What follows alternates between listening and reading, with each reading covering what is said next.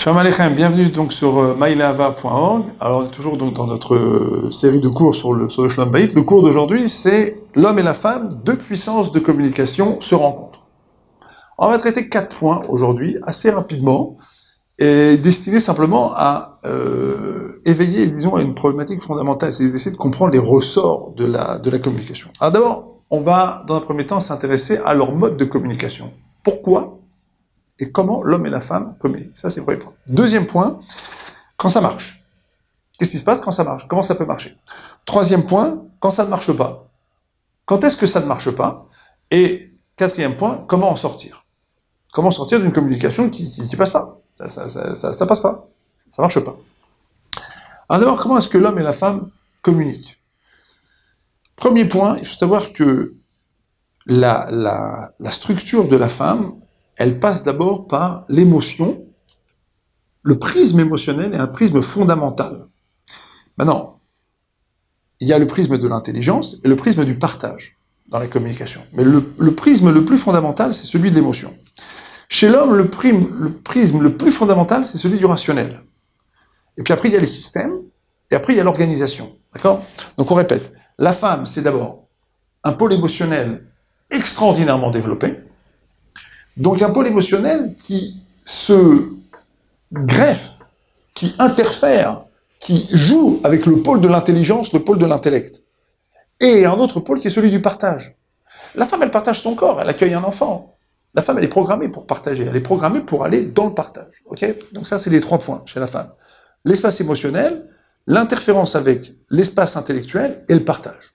Ça, c'est la femme. Le mari, c'est l'homme, c'est le rationnel. L'homme, il est rationnel. D'abord, il est dans les systèmes. D'abord, il essaye de comprendre comment ça fonctionne. D'accord?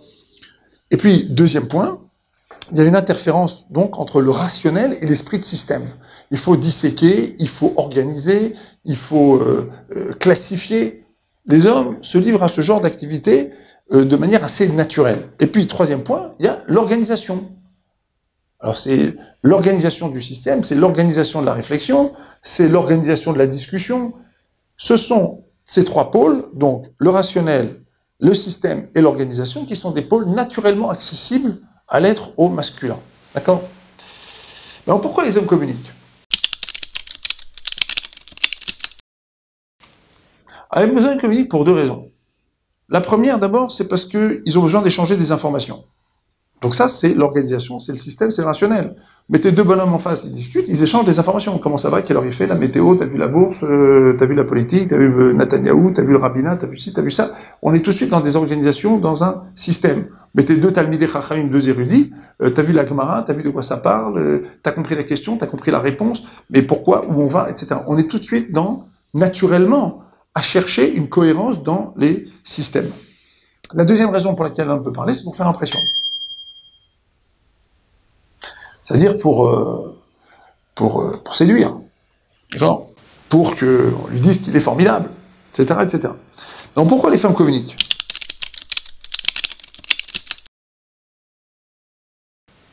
De manière, on va dire, dans une première acception, qu'est-ce qui pousse une femme à communiquer, à parler, à s'exprimer? C'est partager des émotions. Partager des émotions, partager leur intelligence des choses, partager leur vision des choses. Donc on est ici dans un espace émotionnel dans lequel on va dire des choses intelligentes et dans lequel on va partager. D'accord? Ou alors deuxièmement, par besoin. Parce qu'elle a un besoin précis. Alors maintenant, quand est-ce que ça marche pas? On avait dit, c'est le deuxième point. Deuxième point, pardon, c'est comment ça marche. On va voir comment ça marche. Quand est-ce que l'homme et la femme fonctionnent bien, d'accord? Par exemple, quand l'homme veut faire impression ou quand il a un besoin technique, où il a une information à échanger, il n'y a pas de problème. D'accord? Donc quand lui, il veut parler, qu'il veut faire impression, et qu'il veut expliquer à sa femme qu'il a fait des choses formidables, et regarde ce que j'ai fait, regarde où je suis, regarde ce qui se passe, et tout, etc., là, il est complètement sur son terrain. Lorsqu'il faut échanger des informations techniques, il faut organiser les vacances, il faut organiser les courses, il faut organiser le déplacement, il faut voir comment on va organiser les choses avec les enfants et autres, etc., il est sur son terrain, assez naturellement. D'accord? La femme, la même chose. Quand elle a un besoin émotionnel ou qu'elle a une demande précise, tout va bien. Si elle a une demande émotionnelle et que le mari il est en prise avec cette demande émotionnelle, alors il n'y a pas de problème. Ça roule. Quand le mari il a envie de faire impression et que la femme elle est d'accord de recevoir cette impression, il n'y a pas de problème. Lorsqu'ils sont tous les deux sur le terrain du technique, il n'y a absolument aucun problème.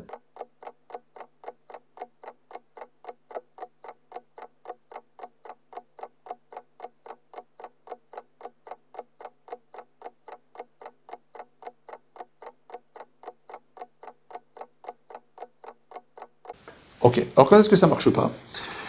Eh ben, ça marche quand, par exemple, le mari, il veut absolument faire impression.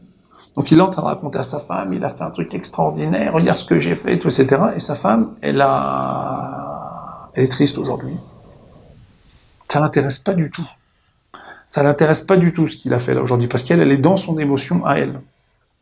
Ou alors lui, il va raconter, il a déjà envie de faire ça, non, mais elle a envie de raconter maintenant une autre émotion. Et le mari, d'un coup, occupe l'espace émotionnel, mais la femme, elle a envie d'expliquer une autre émotion. Et comme l'émotion, c'est quelque chose qui est un prisme fondamental dans sa communication, il faut que ça passe avant l'émotion du mari. Qu'est-ce qu'il fait celui-là sur le terrain des émotions? C'est mon émotion qui compte d'abord. Ouais, tu veux pas m'écouter, tu veux toujours raconter tes histoires, tu vas toujours me raconter tes histoires du bureau, tes histoires de la yeshiva, tes histoires de la communauté, de la synagogue, tes histoires du journal, des histoires de politique. Tu vas toujours me raconter les histoires du président de la République dont j'ai rien à faire. Tu m'écoutes pas. Mais le mari, si lui, il a eu une émotion par rapport à ça, non, mais ça n'intéresse pas. La femme, elle dit non, non, c'est mon émotion qui passe d'abord. Donc ils se rencontrent pas. Ou alors, le bonhomme, ici, il a un besoin technique et il a aucune envie de communiquer. C'est-à-dire que lui, il a envie d'échanger des informations. Donc là, maintenant, il veut que la femme me raconte, bon, pour les courses, comment ça s'est passé, combien t'as dépensé, est-ce que t'as fait une carte, est-ce que t'as fait ça en 3 paiements, est-ce qu'on doit faire des courses à nouveau? Et la femme, elle n'a pas du tout envie de raconter ça, elle a envie de raconter comment elle a discuté pendant une demi-heure avec une vendeuse, elle a réussi finalement à lui faire baisser son prix de 5 euros.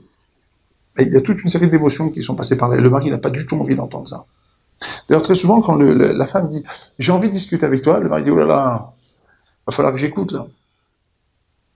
Ou alors c'est le mari qui se met à parler de politique, de football, et la femme dit « bon, ouais, c'est plus pathétique que ça parfois dans les milieux religieux. Le mari peut faire un Dvar Torah. Et la femme, elle dit « bon, ça va se terminer bientôt là ». Elle va dans la cuisine, hein. Et s'il y a une invitée qui va se faire, elle dit « il a fini mon mari, il a fini de parler là ». C'est-à-dire que il y a un moment où les besoins ne se rencontrent plus. C'est-à-dire que le mari et la femme ne peuvent plus se retrouver sur le même terrain. Alors, le drame, c'est quand ça dure, ça dure une quinzaine d'années. Hein. Ça peut durer très très très longtemps, ce genre de choses. Alors, c'est sûr qu'il y a des couples dans lesquels il n'y aura pas une bonne qualité de communication, mais bon, il y a de l'argent, bon, il y a souvent des vacances, il y a souvent des sorties, alors ça masque. Ou alors, finalement, on a trouvé un certain équilibre. Bon, on n'a pas une très bonne communication, mais on arrive quand même à échanger, on est d'accord sur certaines choses, finalement nos enfants nous donnent des satisfactions, vous voyez, il y a plein de masques. Mais quand la communication entre le mari et la femme ne marche pas, tout le reste qui fonctionne, ça fait figure de masque. Parce qu'on s'étonne très souvent, après 10-15 ans de mariage, de voir des gens qui commencent à se disputer, qui commencent à vouloir divorcer, et d'un seul coup la femme dit « mais je comprends pas », le mari dit « mais je comprends pas ». Qu'est-ce qui se passe? Pourquoi d'un seul coup comme ça? Ou la femme. Pourquoi mon mari, alors le mari il s'en va parce qu'il en a marre d'essuyer les reproches. La femme, elle rentre en elle-même, puis un jour elle s'en va complètement parce qu'elle en a marre du monsieur qui fait pas attention à elle. En fait, qu'est-ce qui s'est passé pendant 15 ans? On n'a jamais cherché à comprendre comment communiquer avec l'autre. On n'a jamais cherché à comprendre à quel moment il fallait être sur le pôle émotionnel, à quel moment il faut être sur un pôle technique, à quel moment il faut être sur un pôle... On s'est jamais posé la question. On n'a même jamais essayé de codifier la chose. On n'a jamais posé. On n'a jamais réfléchi à ça. On l'a fait comme ça. Comme les Mongols. Moi, j'étais dans l'émotionnel quand t'es dans le technique. T'es dans le technique quand j'étais dans l'émotionnel. T'étais dans ton histoire quand moi j'étais dans la mienne. T'étais dans ton émotion quand moi j'étais dans ma tristesse. T'étais dans ta frustration quand moi j'étais dans ma joie. On n'a jamais été ensemble. Tout le temps comme ça. Donc en fait, on n'a pas eu le tiercé dans l'ordre. C'est-à-dire que ça fait 15 ans qu'on a construit une maison ensemble, on a construit des enfants ensemble, on a construit une parnasse ensemble, mais on n'a jamais construit notre être au Echad, qui est la communication. C'est d'abord par la communication que ça passe. On n'a jamais réfléchi à communiquer sur la même chose au même moment quand il faut. Le mari et la femme, hein, les deux. C'est pas la demande ici n'est pas adressée que aux hommes, ni que aux femmes. Elle est adressée aux deux. Et c'est la base du couple. Quand on dit que la communication, c'est la base du couple, c'est de ça dont on parle. Alors on répète. D'accord? La femme, on a dit au départ, elle a un pôle émotionnel extrêmement développé. Donc, elle le connecte avec le pôle de l'intelligence, avec le pôle du partage. D'accord? L'homme, il a un pôle rationnel. C'est son pôle systémique, rationnel. D'accord? Et donc, il a quelque chose qui va avec, qui s'appelle l'organisation. Maintenant, ça marche quand tous les deux communiquent sur le même niveau. Donc, il faut faire un effort pour communiquer sur le même niveau. Comme toujours, quand il s'agit d'harmonie, quand il s'agit du couple, quand il s'agit d'ahava, quand il s'agit d'amour, quand il s'agit de partage, il faut faire un effort, il faut comprendre. Il faut comprendre où l'autre se situe. D'accord? On a le droit de s'excuser parfois, de dire, écoute, tu sais, regarde, t'auras envie de me raconter ça là maintenant.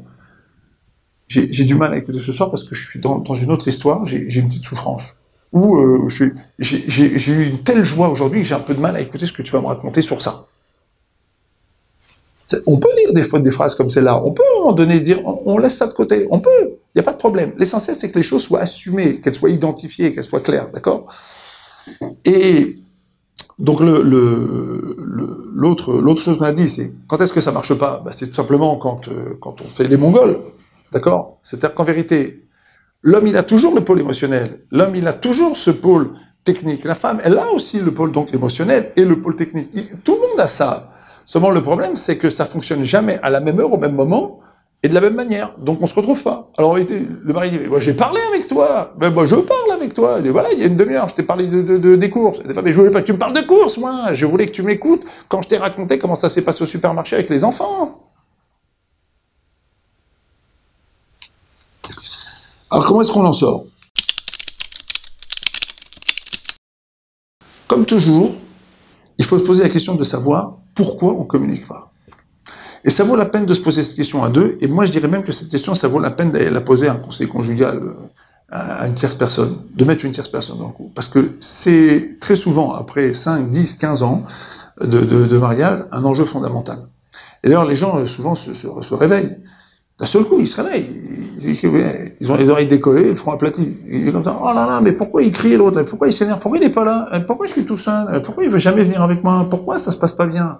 Les oreilles décollées comme ça. Et puis il se tape, il dit, oh là là, mais c'est vrai, à chaque fois on se comprend pas, on n'arrive pas à discuter, on communique pas. D'abord, la première chose, se poser la question de savoir pourquoi on communique pas. Et mieux que ça, c'est comment on communique pas. Comment ça se fait que quand on s'installe tous les deux, on n'a rien à se dire? Comment ça se fait que quand on s'installe tous les deux, on ne parle pas de la même chose? En fait, on parle de la même chose, mais pas de la même manière. On n'est pas au même étage. Comment ça se fait qu'on n'est jamais au même étage dans l'immeuble? C'est bizarre, non? C'est ce genre de choses, vous voyez, qu'il faut se demander. D'accord? Il y a aussi autre chose, c'est que quand on va mal, c'est toujours de la faute des autres. Quand on va bien, c'est tout va bien. Au Hashem, d'accord? Là, on est toujours au bon endroit, d'accord? Alors, quand les gens ressentent un malaise de communication, on n'arrive pas à communiquer, on n'arrive pas à se parler, on n'est jamais au même étage, on n'est jamais ensemble, on n'est jamais là où il faut être. Le mieux du mieux, c'est d'essayer de comprendre finalement quel makom on occupe, quelle place on occupe, où est-ce qu'on se situe. Est-ce que je suis toujours sur mon pôle émotionnel, de manière exagérée, par exemple? Est-ce que je suis toujours sur un pôle technique d'organisation, et puis finalement, j'ai pas envie de partager des émotions? Et puis finalement, on va se rendre compte que on n'occupe pas toujours le bon endroit. C'est-à-dire qu'en vérité, les hommes qui, par exemple, se plaignent du fait que les femmes les assaillent avec leurs émotions, mais eux-mêmes, quand ils ont des émotions très fortes, ils vont assaillir toute la famille avec leurs émotions. Soit par la colère, soit par la tristesse, soit par une joie démesurée, soit qu'ils vont absolument vouloir que tout le monde écoute leur histoire, qui peut-être n'intéresse qu'eux. La même chose pour les femmes. Quand les femmes ont un espace émotionnel qui envahit la maison, une demande émotionnelle, et que cette demande émotionnelle ne peut pas être satisfaite, il faut poser la question de savoir comment est-ce que je peux obtenir satisfaction? Est-ce que ça va être par le reproche? Tu m'écoutes jamais, tu m'entends jamais, tu veux jamais parler avec moi, tu veux pas m'écouter, tu ne communiques pas avec moi, tu ne fais pas attention à mes besoins. Est-ce que le reproche ici sert à quelque chose? Dans la communication, le souci numéro 1, il est d'être entendu. Vous savez que, par exemple, dans la rue, vous avez noté qu'il y a plein d'images de publicité. Et les gens qui fabriquent donc ces images-là, ce sont des gens qui ont envie d'être entendus. Et le ressort de la communication, c'est l'envie d'être vu, l'envie d'être entendu, et l'envie d'être compris, et l'envie d'être suivi. Donc pour arriver à ça, il faut faire un petit mouvement de marche arrière, et il faut ouvrir sa fenêtre sur l'autre. C'est-à-dire qu'il faut arrêter d'être dans l'obscurité de son histoire à soi, parce que souvent les gens, ils sont dans leur histoire, ils sont dans leur souffrance, ils sont dans leur frustration, ils sont dans leurs souvenirs, ils sont dans leurs besoins, dans leurs demandes. Mais ils sont pas dans la demande de l'autre, ils sont pas dans la compréhension de la demande de l'autre. Ou alors ils disent non, ils disent moi je ne fais que ça de m'intéresser à la demande de l'autre, mais lui il s'intéresse pas à moi. Mais même ça, si c'est vrai, ça fait partie d'une logique de victimisation qui supposerait peut-être un moment de se dire, plutôt que d'être toujours dans sa demande, dans son émotion, peut-être que maintenant je vais faire un petit pas en arrière et je vais lui dire que j'existe moi aussi. Que moi aussi j'ai des sentiments, que moi aussi j'ai quelque chose à dire. C'est permis. C'est permis. Moi aussi, à un moment donné, je vais affirmer mes sentiments, je vais affirmer quelque chose. En tout cas, une chose est sûre, à partir du moment où on ouvre sa fenêtre sur l'autre, et qu'on essaye d'écouter le besoin de l'autre, on essaye de comprendre ce que veut l'autre, sur quel terrain il se situe là, à ce moment-là, Kan Ve'Arshav. Maintenant, là, ici et maintenant, on est en train de parler, qu'est-ce qu'il veut? Où il est? Il est sur l'émotion, il est sur l'intellect, il est sur l'organisation, qu'est-ce qu'il veut me dire l'autre ici? Où on est? Et quand on fait ce travail-là, assez bizarrement, on ouvre sa fenêtre à l'autre, et là, ça devient plus simple d'écouter et d'être entendu. Quand quelqu'un écoute, il a beaucoup plus de chances d'être entendu. Lorsque quelqu'un ne veut pas écouter et ne veut pas entendre, il a très très peu de chances d'être entendu et donc d'être compris. Et le ressort profond de la communication, c'est d'abord effectivement le souci d'être compris. Ok, donc on a intitulé ce cours « 2 empires de communication qui se rencontrent » parce que tout le monde veut communiquer. On a bien expliqué que la structure de base de la communication de l'homme et de la femme, donc je répète encore une fois, la femme c'est l'émotion et l'interaction avec l'intelligence et le partage, l'homme c'est le rationnel, le système, l'organisation, c'est là que ça fonctionne, d'accord? C'est le lien naturel. Pour que tout ça se rencontre, il faut que le CIMO, ça va d'abord être de savoir sur quel terrain se situe l'autre, tout simplement. Là maintenant on est en train de parler de quoi, c'est pas non pas de quoi on parle, mais de quoi s'agit-il? Est-ce qu'il s'agit d'émotion? Est-ce qu'il s'agit d'organisation? De quoi il s'agit? Où on est? Quand on fait effectivement ce travail-là, on a effectivement beaucoup plus de chances donc d'aller l'un vers l'autre, en général assez rapidement, parce que on s'ouvre à l'autre, tout simplement. Très bien.